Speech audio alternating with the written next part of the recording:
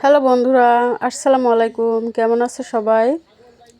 আশা করি সবাই অনেক ভালো আছো। তো বরাবরের মতো চলে আসলাম নতুন আরেকটা রেসিপি নিয়ে আপনাদের সাথে শেয়ার করব।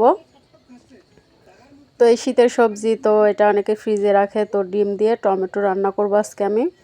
তো এখানে দেখেন আমি ডিম সিদ্ধ করে নিচ্ছি ছোট একটা পাতিলে। তো ডিমটা আমার সিদ্ধ করা হয়ে গেছে। তো এখন আমি প্যানে একটু তেল দিয়ে দিচ্ছি পরিমাণ মতো। আমি আর তেল দিব না, এই তেলে আমি রান্না করে নিব। তো তেলটা গরম হলে আমি এখানে একটু লবণ আর একটু হলুদ অ্যাড করে দিব। তো আপনারা ডিমের তরকারি কে কে খেতে পছন্দ করেন কমেন্টে জানাবেন।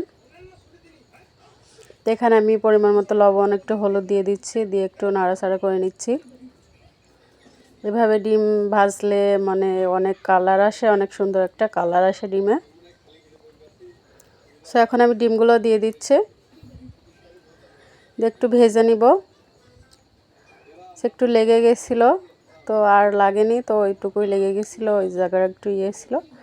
তো এই দেখেন আমার ডিমগুলো ভাজা হয়ে গেছে। তো এখানে আমি পরিমাণ মতো পেঁয়াজ দিয়ে দিচ্ছি। এখানে 2টা পেঁয়াজ আছে। তো পেঁয়াজগুলো আমি একটু লাল লাল হওয়া পর্যন্ত ভাজতে থাকবো। তো শুরু থেকে যারা আমার ভিডিওটি কন্টিনিউ দেখছেন, প্লিজ একটা লাইক করে দিয়েন। আপনাদের একটা লাইক আমার ভিডিওটি অন্যদের কাছে পৌঁছাতে সাহায্য করে। প্লিজ একটা লাইক করে দিবেন। আর যদি ভিডিওটি ভালো লাগে শেয়ার করে দিয়েন। চ্যানেলটা সাবস্ক্রাইব করে রেখে নতুন নতুন ভিডিও পেতে। তো আমি এখানে পেঁয়াজের ভিতরে একটু রসুন দিয়েছিলাম। তো এখানে আবার একটু হলুদ, লবণ, জিরা অ্যাড করে দিচ্ছি, দিয়ে একটু আমি নাড়াচাড়া করবো অল্প একটু পানি দিয়ে। তাই দেখেন আমার একটু পানি দিয়ে দিয়েছি, দিয়ে একটু কয়েকটা কাঁচা মরিচ দিচ্ছি, শুকনো মরিচও দিয়েছি। তো অনেক সুন্দর একটা কালার এসেছে। তো এখন আমার মরিচটা কষানো হয়ে গেছে, এখন আমি টমেটো দিয়ে দিচ্ছি। তো টমেটো এখানে 3টা টমেটো আছে। তো অনেকেই টক পছন্দ করে, তো তাদের জন্য অনেক একটা সুন্দর একটা রেসিপি।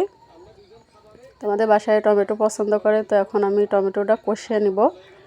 তো দেখেন আমার পুরোপুরি টমেটো কষানো হয়ে গেছে। তো এই পর্যায়ে এসে আমি ভেজে রাখা ডিমগুলো দিয়ে দিব। এই তরকারিটা খেতে কিন্তু অনেক অনেক মজা হয়েছিল, সত্য কথা বলতে।